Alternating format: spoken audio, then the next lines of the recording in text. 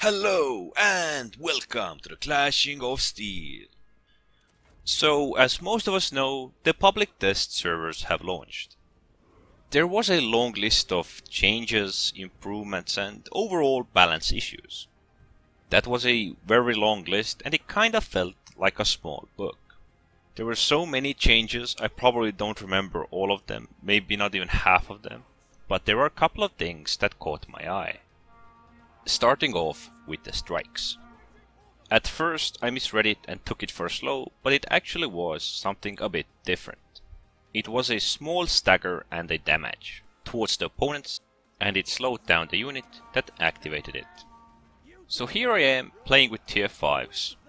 There was a small defensive change, so that's what I'm testing out.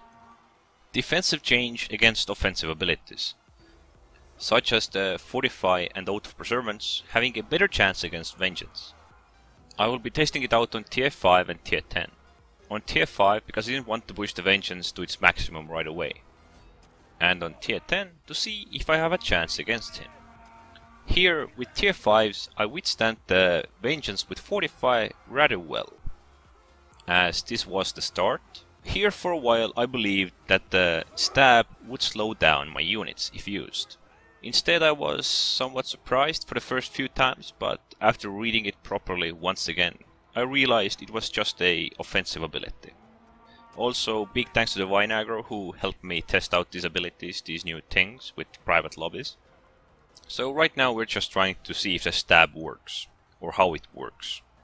We tried using it both. At first we didn't pay much attention and we thought it to be a slow.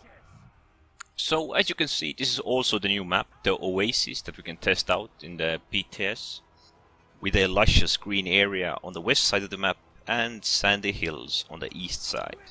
Until now I actually stood against Vengeance rather well. So now that my unit has died, we can see the outcome. At the cost of one of my units, I killed 41 soldiers. And the overall damage I inflicted to that unit was around 60% or so. But still, it is a better outcome than it was in the live version of the game. But this was just the first part. Now I'm heading over to tier 10s. Everything maximized out, for me and for Germanicus. So starting again with tier 10s, I'm sending one of my units in, going crazy. 45 whip and prescription all active. And my opponent is using charge and just using the Vengeance. Compared to the last engagement, this will feel like a joke. We all know that Vengeance is strong, but this is just retarded. At first it's not bad. Okay, I'm using the stab, he's using the stab as well. So now he's popping the Vengeance. At first it seemed I was actually doing something against him, seeing as my whip is fully upgraded and can be active near 24/7. With this engagement, we're also trying to see if stab can mess up opponents who are trying to run away. But we do fail here a bit. So you can see my main unit melting back there. The Vengeance is just burning it away. And Fortify against it seems to do near nothing. So using all of my 3 skills, upgraded to the max, I cannot beat one unit with 1 commander skill. Vengeance. This is just painful. Even the Fortify doesn't give me enough defense in this situation to withstand Germanicus properly. I would have to spend all of my 3 units to take down a single Germanicus unit. There's actually one more small thing we're trying out with the stab. With the strikes, like the stab, it was also said that once interrupted they shall not finish the move. But that made me question if we could use stab to counter shield bash. So here I'm playing Leonidas, and our goal was to try out different moments to use stab and the shield bash at the same time, one before the other, and so. For it to work properly, I'm pushing into my opponent, stopping and telling him to stab, and at the same time almost using my shield bash. As you saw, the shield bash acted a bit faster. I pushed him away and staggered him. Since the shield bash is upgraded to the maximum, it has a short cooldown and we can do it again in a matter of seconds. and well, the stab doesn't have near to any cooldown as well. Pushing in, he's stabbing me, and at the same time I'm trying to use the bash. Here, he somehow succeeded. I don't know how. I don't know how is it even possible, because every other time we try to use it near the same time, or I try to use a small gap, it still ends up throwing them apart. I'm actually gonna try it later without the phalanx as well, and it doesn't change much. But there are a few other small changes I want to talk about as well. So, biggest was the strike abilities. Most melee infantries got them from tier 1. Second was basically Sula's 45 versus Vengeance. As you saw, it was still very painful. One of the more important changes as well is the phalanx no longer doing friendly fire. Personally, I see this gives archers too many options. And also the same thing applies for the friendly stakes. And I think for the caltrops as well.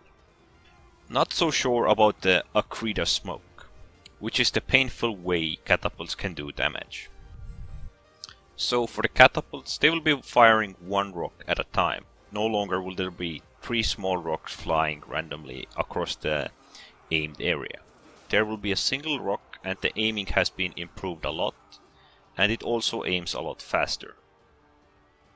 The archer fire has been made a bit more accurate, but they will do slightly less damage, as I understand. This was to reduce the friendly fire, and doing any form of friendly fire still isn't the best solution. For the elephants, their armor was reduced, but they were given a charge, I think it was up to tier 9, so that they could catch up or escape from the enemies.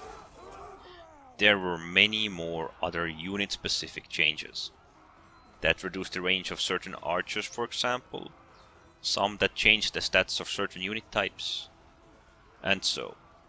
If I would list them all, this video would be around 2 hours long. If you really want to read them, you can check the batch notes yourselves. I'll try and leave them in the description.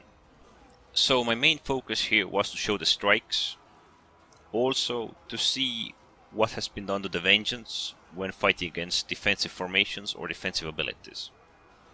There were many graphics, UI and overall visual changes. Certain abilities can be used with more unit types. For example, Miltiades' Infantry's Charge, which can now be used with Missile Infantry.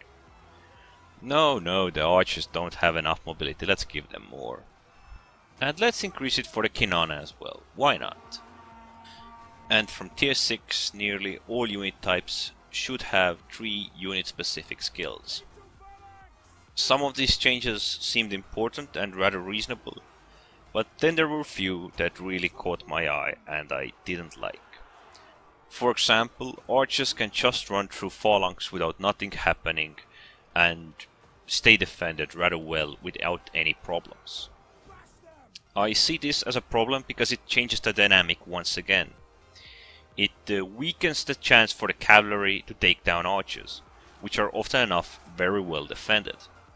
It just means that it's so much easier to defend the ranged units, and that there are so many more options for the defensive spears. Seeing as the spears are one of the more defensive units in the game, and this penalty is what actually kept them at bay, the spears, let's say, are holding certain areas of interest where usually others won't bother to go because Spearmen equals friendly fire.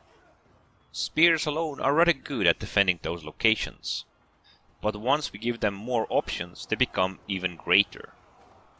So far, I can say that spears are one of the strongest opponents you can face in the game. If they are played correctly, of course. I can understand how this could be a conflict point. These changes could make many games a lot easier, and your requirements of awareness and multitasking would be a lot smaller. I'm just trying to think here how these things would balance into matches. As they sound good ideas, they must come at certain cost to the balance, otherwise the matches will be drawn once again off balance and into the blind chaos and overpoweredness of a certain unit type, or certain tactic for that matter. I wonder if we could stack spears into phalanx and push through somebody with minimal losses and huge damage. This would probably be one of the best questions I could ask. Well, these are just my opinions, and the PTS is everything that could be. So if you try it out, leave your comments or feedback into the forums or some other place where the developers might see it. As I said, I try to see everything tactical-like. I try to see weaknesses and strengths and what would be the golden bat between those two. I can't say I'm happy with all the ideas they have, but most of them seem to be rather okay. So try them out and leave them feedback.